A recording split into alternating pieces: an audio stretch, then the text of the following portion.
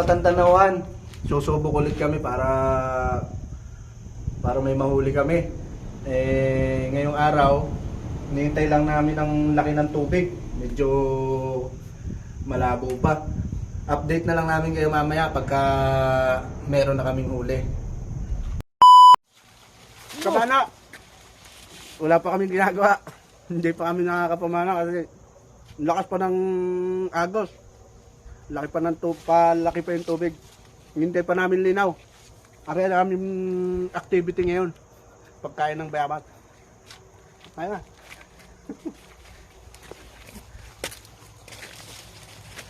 Oh, ito. Kunin yung ano? Ano?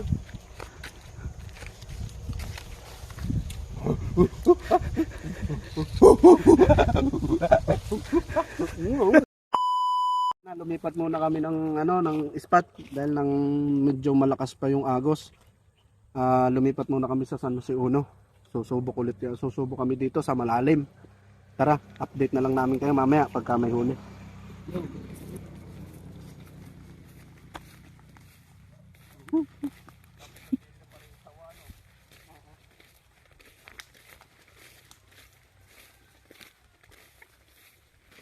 Guys, bayabas.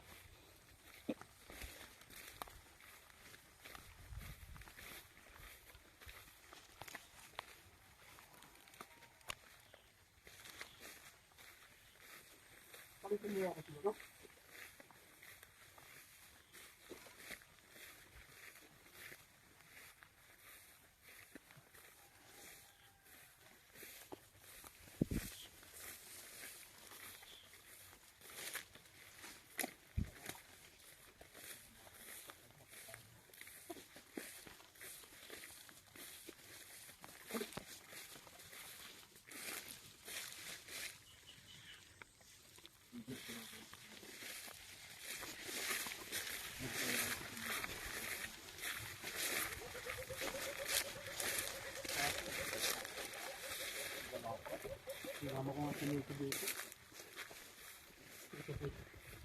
Nakakita ko sa alas. Ang haba ba yung pangalawa? Ako nga yung nabuling sa mga ano. Hindi mo nabalik.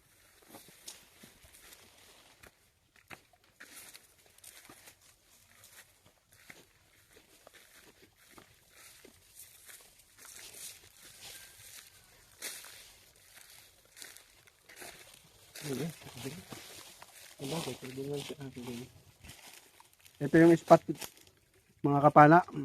Malalim tong tapat na to kasi ito yung dating dike na natibag, nasira, napapunta sa tubig. Sa Maral, unang huli.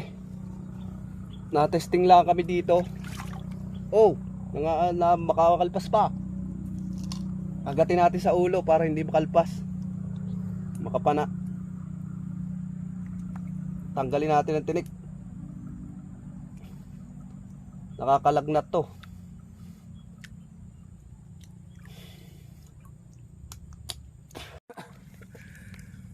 Makapana. Ito. Ay. Tigisa kami. Oh. Ang ilap. Ang dulas. Balugbog pa ang tama. Kapana. Isang piraso lang huli ko. Si Kuya Pipoy, dalawa. Babalik na kami dun sa Matandanawan.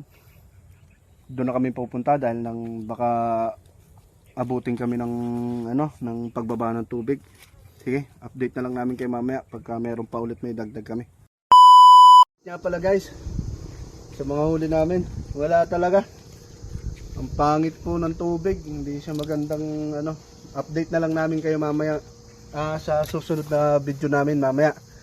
Mapapana kami ng gabi mamayang gabi sa Bukana. Update na lang namin kayo.